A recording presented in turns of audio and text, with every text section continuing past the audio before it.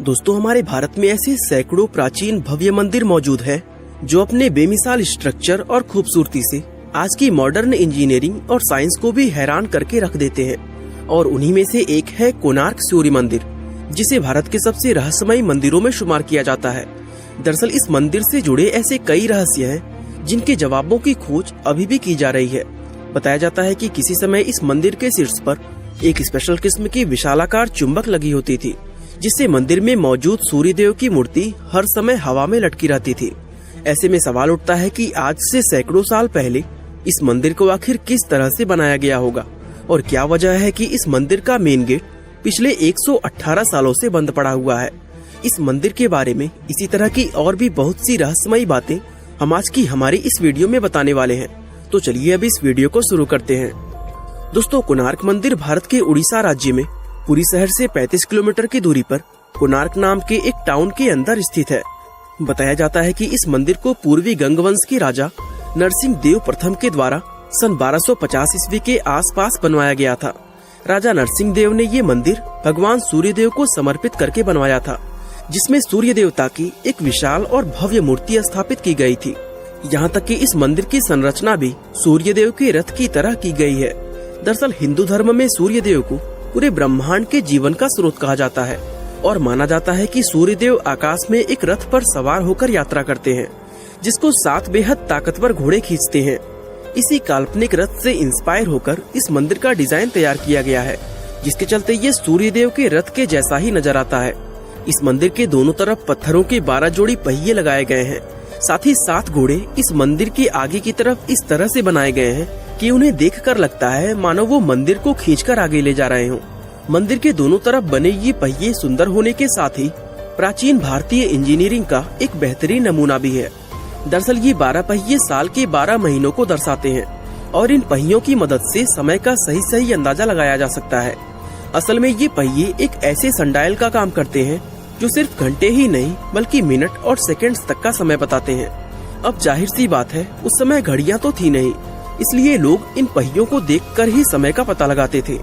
इसके अलावा इस मंदिर का रुख भी इस तरह से है कि सुबह की पहली किरण सीधा मंदिर के प्रवेश द्वार पर पड़ती है, जो दिखने में वाकई एक अद्भुत दृश्य नजर आता है। इस मंदिर की दीवारों पर नक्काशी और मूर्तिकला का भी बेहतरीन काम देखने को मिलता है और यहाँ बनाए गए हर एक स्कल्पचर का अपना एक अलग मीनिंग है।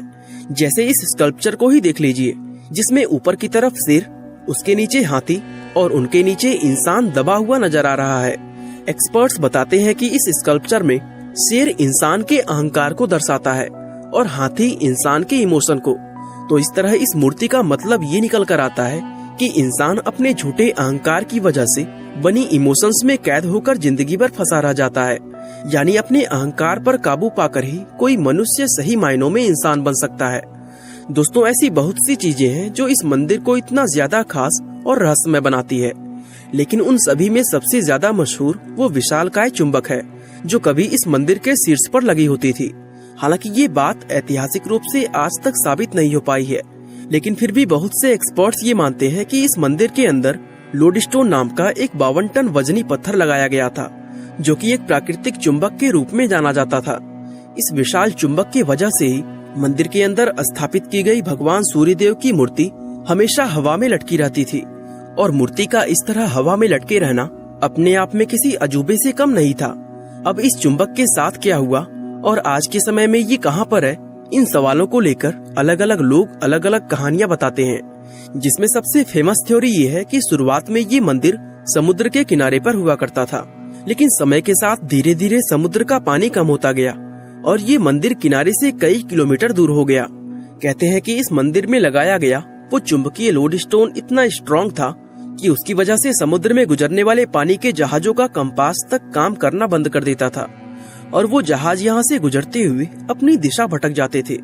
कहा जाता है कि पुर्तगाली नाविक अपने जहाजों को बचाने के लिए इस मैग्नेट और भगवान सूर्य देव की प्रतिमा को मंदिर से निकालकर अपने साथ ले गए थे और इस मंदिर से मैग्नेट का निकलना ही इसके गिरने की असल वजह बना था।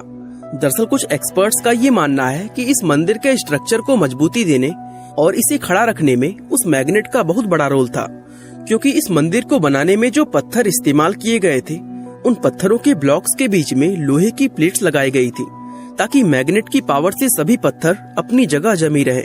ऐसे में जब इस मंदिर के ऊपरी हिस्से से उस मैग्नेट को निकाल दिया गया तो मंदिर का पूरा स्ट्रक्चर बेहद कमजोर हो गया, जो समय के साथ साथ धीरे धीरे नष्ट होता चला गया। इसके अलावा कुछ लोग ये भी दावा करते हैं कि इस मंदिर को पुर्तगाली नाविकों ने नहीं बल्कि भारत में घुसे विदेशी आक्रमणकारियों ने नष्ट किया था। और साथ ही इस मंदिर में स्थापित की गई मूर्तियों में से एक मूर्ति उड़ीसा के पुरी टेम्पल में आज भी स्थित है और एक मूर्ति दिल्ली के नेशनल म्यूजियम में रखी हुई है। हालांकि इनमें से कोई भी बात ऐतिहासिक रूप से साबित नहीं है। दोस्तों, इस बात में कोई शक नहीं कि कोणार्क मंदिर बेहद अद्भुत और सुंदर नजर आता है, लेकिन मंदिर का जो हिस्सा हम लोग आज देखते हैं वो असल में पूरा मंदिर नहीं है। दरअसल इस मंदिर में कुल 3 मंडप हुआ करते थे, जिसमें 2 मंडप कई सदियों पहले पूरी तरह नष्ट हो चुके थे और आज इसका सिर्फ एक मंडप ही बाकी रह गया है। अब इस मंदिर के बाकी हिस्सों के नष्ट होने के पीछे भी लोग अलग अलग कारण बताते हैं। कुछ लोग कहते हैं कि मंदिर के वो हिस्से आक्रमणकारियों के द्वारा किए गए हमलों की वजह से नष्ट हुए थे, तो कुछ एक्सपर्ट का मानना ये है कि ये मंदिर कभी बन ही नहीं पाया था और मंदिर के जो हिस्से अधूरे रह गए वो समय के साथ धीरे धीरे खुद ही नष्ट हो गए। अब इनमें से कही गई कौन सी बात सही है और कौन सी गलत, ये कह पाना मुश्किल है, क्योंकि एक्सपर्ट अभी भी इस मंदिर के नष्ट होने का असल कारण पता लगा रहे हैं। कहते हैं कि आज हमें ये मंदिर जितना ऊंचा नजर आता है, असल में ये उससे कहीं ज्यादा ऊंचा हुआ करता था। यहाँ तक कि समुद्र में सफर करने वाले नाविक इस मंदिर के शिखर को अपने जहाजों से ही देख लिया करते थे। इसके अलावा एक थ्योरी ये भी है कि प्राचीन समय में कोणार्क एक मशहूर व समृद्ध शहर हुआ करता था, लेकिन 16वीं शताब्दी के दौरान जब इस मंदिर से सूर्यदेव की मूर्ति हटा दी गई, तब इस मंदिर में पूजा होना पूरी तरह बंद हो गया, जिसके चलते तीर्थ यात्रियों ने भी इस मंदिर में आना बंद कर दिया और देखते ही देखते ये नगर पूरी तरह वीरान होकर जंगल के रूप में बदल गया। फिर कई सदियों बाद जब इस मंदिर को खोजा गया तब इसकी हालत बहुत ज्यादा खराब हो चुकी थी और इसके कई हिस्से पूरी तरह ढहकर नष्ट हो चुके थे। आज के समय की बात करें तो इस मंदिर का सिर्फ एक ही मंडप बाकी रह गया है, जिसको इस मंदिर का प्रधान मंडप माना जाता है।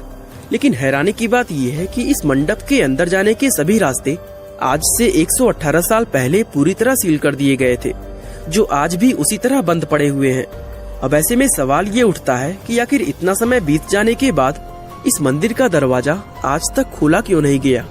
दोस्तों, ये चीज इस मंदिर को और भी ज्यादा रहस्यमय बनाती है और इस दरवाजे के बंद होने को लेकर लोग तरह तरह की अंधविश्वासी बातें भी करते हैं। हालांकि इसको बंद करने के पीछे ये तर्क दिया जाता है कि 19वीं शताब्दी का अंत होते होते इस मंदिर का आखिरी मंडप भी कमजोर होकर गिरने के कगार पर पहुंच गया था और इसको गिरने से बचाने के लिए साल 1903 में उस समय के गवर्नर जॉन वुडबर्न ने इस मंदिर के अंदर रेत भरवाकर इसके सभी दरवाजों को सील करवा दिया था। इसके बाद ना जाने कितनी बार इस मंदिर के मुख्य दरवाजे को खोलने की बात की गई, लेकिन हर बार अलग अलग वजहों से इस दरवाजे के खोलने को टाला जाता रहा। यहाँ तक कि इसी तरह आज 118 साल बीत चुके हैं, लेकिन अभी भी ये दरवाजा उसी तरह बंद पड़ा हुआ है। ऐसे में लोगों के मन में ये सवाल आता है कि क्या इस दरवाजे को सच में मंदिर को गिरने से बचाने के लिए बंद किया गया था, या फिर इसके बंद किए जाने के पीछे कोई और भी बड़ा रहस्य छिपा है।